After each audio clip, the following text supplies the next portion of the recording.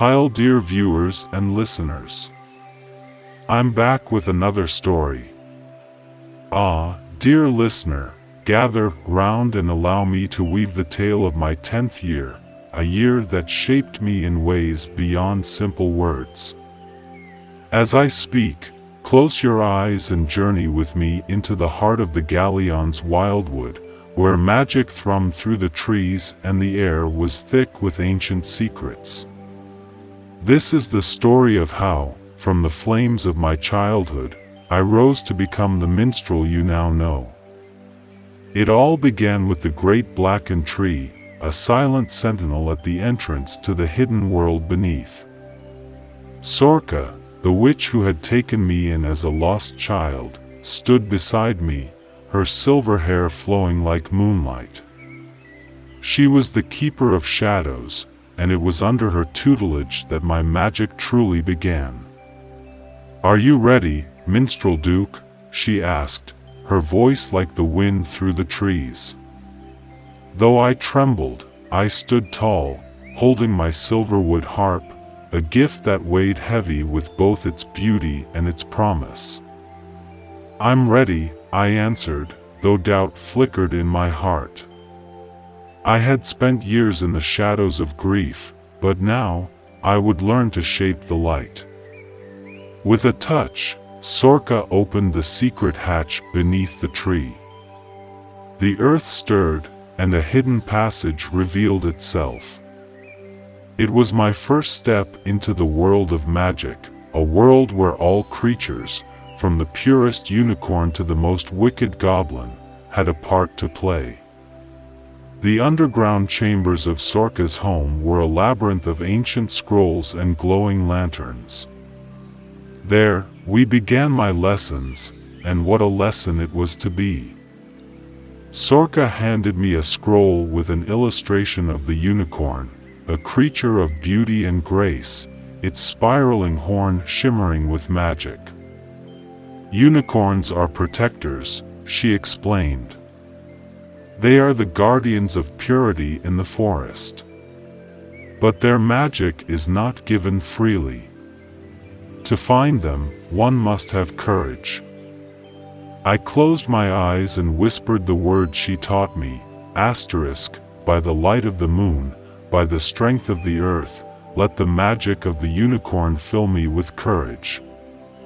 And in that moment, I felt something stir within me, something ancient, something pure.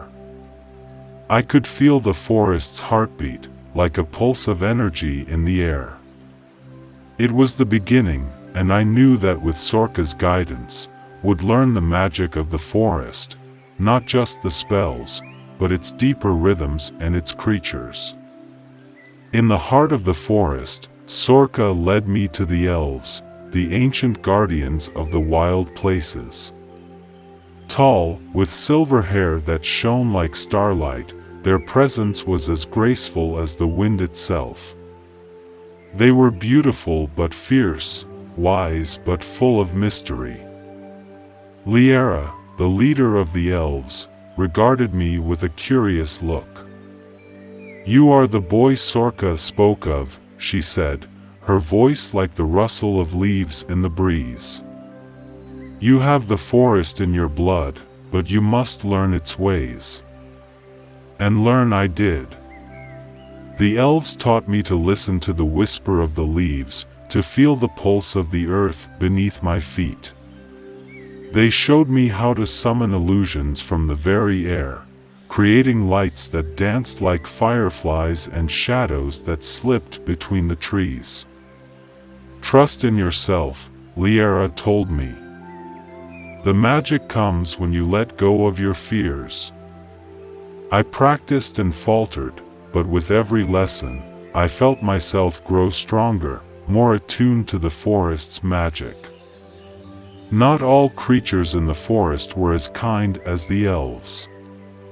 One month, while exploring deeper into the woods, Sorka warned me of the goblins, creatures of greed and malice who had long threatened the balance of the forest. They live in the shadows, stealing magic and causing chaos wherever they go, Sorka said, her voice grave. You must never trust them, for their hearts are black with envy. It wasn't long before we encountered them, small, green-skinned creatures with eyes like burning coals. They sneered at us, their voices dripping with mockery. What's this? One of them hissed. A boy with magic? You'll be easy prey. Fear gripped my heart, but Sorka raised her hand, and a gust of wind sent the goblins scurrying back into the trees. I learned that day that goblins thrived on fear, and by showing them none, I could drive them away.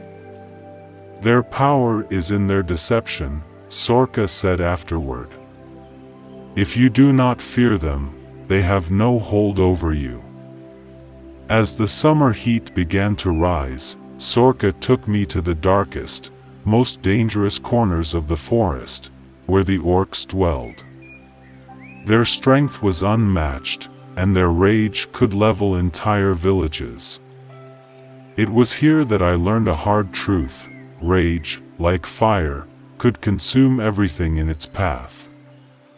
We encountered Gornak, a mighty orc chieftain whose eyes burned with hatred. The forest will fall to us, he bellowed. We will crush you, witch. Sorka stepped forward, her power surging through the earth. With a cry, she summoned roots from the ground, trapping Gornak and his warriors. The battle was fierce, but Sorka's magic held firm.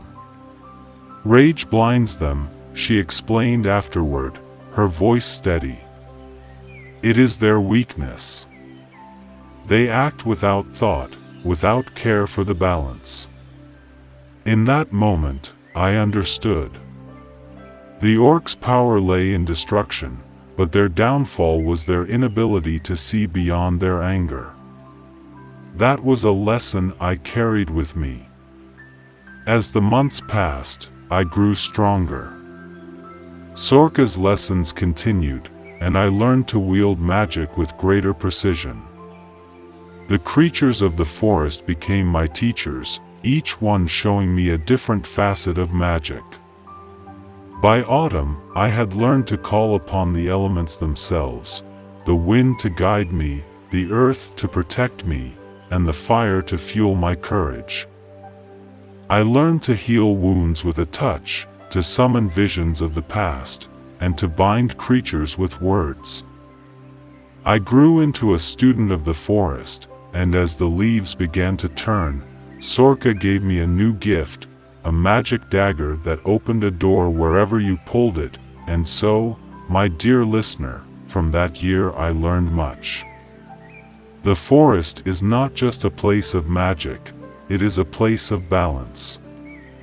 Every creature, from the noble unicorn to the angry orc, plays a part in the world's great tapestry.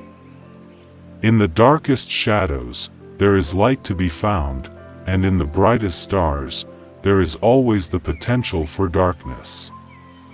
Magic is not just about power, it is about understanding, about seeing the truth in all things, and about finding harmony where chaos reigns. This is the lesson I carry with me: magic is not a force to be controlled, it is a force to be understood. And in that understanding, we find our strength. So, my friends, wherever your path may lead, remember this: in every shadow, there is light, and in every heart, there is magic waiting to be discovered.